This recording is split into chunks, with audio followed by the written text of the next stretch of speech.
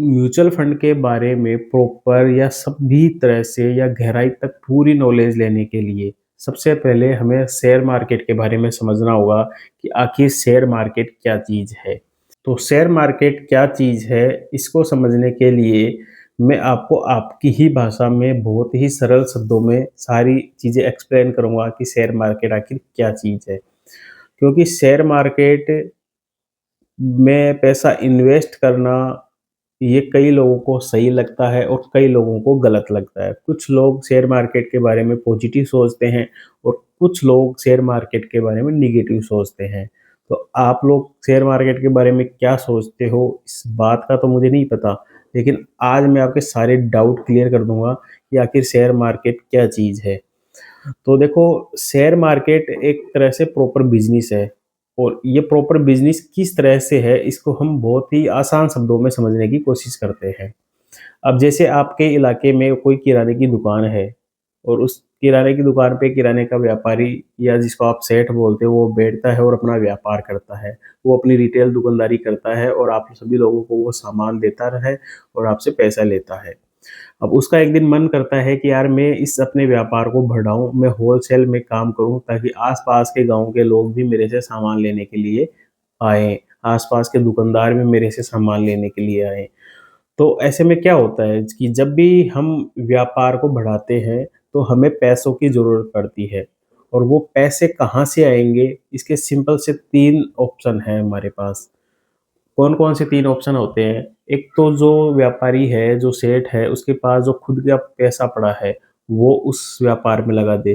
पहला तरीका तो ये हो गया। दूसरा तरीका होता है कि वो किसी बैंक से लोन ले ले या किसी और से लोन ले ले और अपने बिज़नेस में पैसा लगा दे। 2 तरीके हो गए। एक तीसरा तरीका और होता है। वो तरीका होता है कि यार वो किसी एक ऐसे बंदे को पकड़ ले, जिसको वो बोले कि यार तू मुझे 5 लाख रुपए दे दे और मेरी जो दुकान है या मेरा जो बिज़नेस है, उसका तू 10% का पार्टनर बन जा। तो ऐसा भी होता है कि लोग इस तरह से भी पैसा लेते हैं पार्टनर बना के। तो इसमें क्या होगा कि जैसे यदि उसने 5 लाख रुपए दे दिए और उसके 10% का बिज़नेस का वो हिस्सेदार बन चुका है, तो होगा क्या, उस व्यापार में जो भी प्रॉफ़िट होगा, उस प्रॉफ़िट का 10% का हिस्सा वो बंदा रखेगा और उस व्यापार में यदि लॉस होता है, तो 10% का लॉस उसको भी भुगतना पड़ेगा। ये सिंपल सा फंडा होता है। ये चीज़ें जो हैं वो एक छोटे लेवल पे हो रही है हमारे गाँव के लेवल पे और जो आप लोग करते भी हो, आपके व्यापारी लोग करते भी हैं। लेकिन जब यही चीज़ें बड़े लेवल पे चली जाती हैं, जो बड़ी-बड़ी कंपनियाँ होती हैं, जो नेशनल कंपनियाँ होती हैं, जैसे टाटा, रिलायंस, एचडीएफसी बैंक या अदर बहुत सारी कंपनियां हैं मार्केट में जिनको पैसों की ज़रूरत पड़ती है। जब ये कंपनियां जब इन जब इन कंपनियों को पैसे की ज़रूरत पड़ती है, तो इनके पास भी वही 3 ऑप्शन होते हैं। पहला ऑप्शन होता है ये खुद के पैसे लगा दें। तो ये ऑलरेडी अपने सारे पैसे लगा चुकी होती है क्योंकि इनको बहुत ज़्यादा पैसों की ज़रूरत पड़ती है, तो इतने पैसे एक इंसान के पास नहीं होते। दूसरा ऑप्शन होता है बैंक के पास लोन लेना। तो बैंक भी एक हद तक उनको लोन दे देता है, ज़्यादा लोन वो भी नहीं देता। तो तीसरा तरीका इनके पास होता है कि अपनी कंपनी की हिस्सेदारी लोगों को बेचें, जिनको हम बोलते हैं शेयर।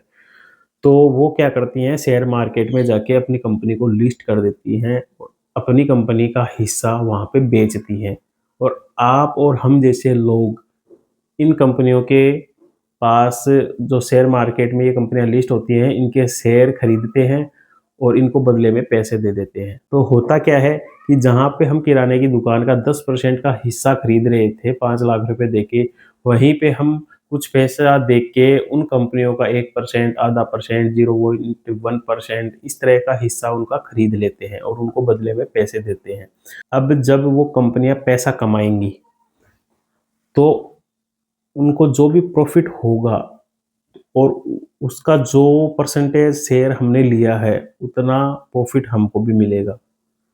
या उन कंपनियों में जब लॉस होगा, तो जितने परसेंट का लॉस हो रहा है, जितना परसेंट शेयर हमने लिया है, उतना लॉस हमें भी देखने को मिलेगा, हमें भी वहन करना पड़ेगा। ठीक है, ये सिंपल सी बात हो गई। अब जब छोटे लेवल पे ये सब चीज़ें हो सकती हैं और सही तरीके से चलती हैं, तो बड़े लेवल पे भी ये सब चीज़ें हो सकती हैं और सही तरीके से चल सकती हैं। लेकिन सबसे बड़ी दिक्कत क्या आती है? शेयर मार्केट में जाके बंदा लॉस क्यों खाता है? क्यों वो डूब जाता है? क्यों वो बर्बाद हो जाता है? इसका मेन जो रीज़न है ना, वो है आपकी नॉलेज कि आपको नॉलेज है या नहीं? किसी बिज़नेस का हिस्सा बनने में उसकी क्या-क्या चीज़ें हमें देखनी चाहिए, उसका आपको नॉलेज है या नहीं? ये सबसे बड़ी चीज़ है। इसको मैं आपको एकदम सिंपल तरीके से बताता हूँ कि आपके सामने जो किराने की दुकान है, आप उसके सामने जाके खड़े हो जाइए और जाके खड़े होके पूरे दिन आप उस दुकान को देखते रहिए, उस पे कितने कस्टमर आ रहे हैं, कितने कस्टमर जा रहे हैं, कितना माल वो बेच रहा है और उसको देख के आप बता दीजिए कि ये जो बिज़नेस है या ये जो दुकान है, वो पैसा कमा रही है, प्रॉफ़िट में है या नहीं है। ये सिंपल सा टास्क आपको यदि मैं दूँ, तो क्या आप ये टास्क पूरा कर सकते हो? आपका तो मुझे पता नहीं, लेकिन मैं तो नहीं कर सकता। किसी भी व्यापार को बाहर से देखने से ये नहीं पता चलता कि ये बिज़नेस से प्रॉफ़िट कमा रहा है या ये दुकान प्रॉफ़िट कमा रही है या नहीं।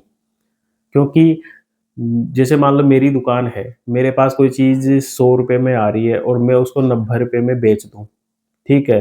तो मेरे पास तो कस्टमर की लाइन लग जाएगी क्योंकि उनको वो चीज़ सस्ते में मिल रही है। तो मेरे पास तो भीड़ आएगी, लोग जो सामने बैठ के देख रहे हैं, वो तो यही सोचेंगे यार इसके पास बहुत दुकानदारी हो रही है, बहुत इसका व्यापार चल रहा है। जबकि हकीकत तो ये है कि वो ₹100 में लाके ₹90 में वो चीज़ बेच रहा है। तो उसको तो हर प्रोडक्ट के ऊपर ₹10 का लॉस हो रहा है। तो ओवरऑल देखे जाएँगे तो वो बिज़नेस है वो लॉस में ही है। लेकिन बाहर से देखने पे ऐसे लगता है कि वो बिज़नेस बहुत पैसा कमा रहा है। तो ऐसा नहीं है, किसी भी बिज़नेस को देखने से पता नहीं चलता है कि वो पैसा कमा रहा है या नहीं कमा रहा। तो किस तरह से पता चलेगा? वो कौन-सा तरीका है जिससे उस बिज़नेस के बारे में पता चलेगा कि वो पैसा कमा रहा है? तो इसका एक सिंपल सा तरीका है पता लगाने का कि उस जो बिज़नेस है या वो जो कंपनी है या जो वो किराने की दुकान है, उसकी दुकान पे जाके उसके सारे बही-खाते पढ़ लो। उसका परचेज़िंग का बिल, उसका सेलिंग का बिल, उसके ऊपर उसने कहाँ-कहाँ से कितना माल उधार में लिया है, किस-किस को माल उधार में बेचा है, कितना पैसा डूब रहा है। ये सारी चीज़ें आप जब उसके पढ़ लेंगे, जब उसके बही-खाते सारे पढ़ लेंगे, तो आपको पूरा अच्छे से समझ में आ जाएगा कि ये बिज़नेस पैसे कमा रहा है या नहीं कमा रहा। तो तरीका यही सेम तरीका बड़े-बड़े बिज़नेस, बड़ी-बड़ी कंपनियों पर भी लागू होता है। उनके भी बही-खाते होते हैं, उनकी भी फाइनेंशियल रिपोर्ट पढ़ी जाती है, उनके भी बैलेंस शीट वगैरह सब कुछ चीज़ें होती हैं। यदि कोई व्यक्ति उनकी बैलेंस शीट या उनकी फाइनेंशियल रिपोर्ट वगैरह सब कुछ पढ़ ले, तो वो बता सकता है कि वो कंपनी पैसा कमा रही है या लॉस कमा रही है। अब बात आती है कि यार ये जो आम दुकानें होती हैं, किराने की दुकानें होती हैं, इनका तो हम पढ़ लेते हैं, उनका तो समझ में आ जाता है कि यार किस तरह से क्या-क्या ये प्रॉफ़िट कमा रहा है, नहीं कमा रहा। लेकिन जो बड़ी-बड़ी कंपनियाँ होती हैं ना, उनके तो बहुत सारी जगह ब्रांचें होती हैं, अलग-अलग बहुत पेचीदा चीज़ें होती हैं इनकी फाइनेंशियल रिपोर्ट, तो इनको कौन पढ़ेगा? ये तो हमारे बस की बात ही नहीं है कि हम इसको पढ़ सकें। तो इनको जो पढ़ता है ना, उनको बोलते हैं फंड मैनेजर या तो इनको कौन पढ़ सकता है? देखो, जिस बंदे ने कॉमर्स ली है, जिसने 11वीं-12वीं में कॉमर्स ली है, उसके बाद में उसने बीकॉम की पढ़ाई करी है, एमकॉम की पढ़ाई करी है, उसके बाद में सीए किया है उसने, सीएफए किया है, इकोनॉमिक्स की पढ़ाई करी है।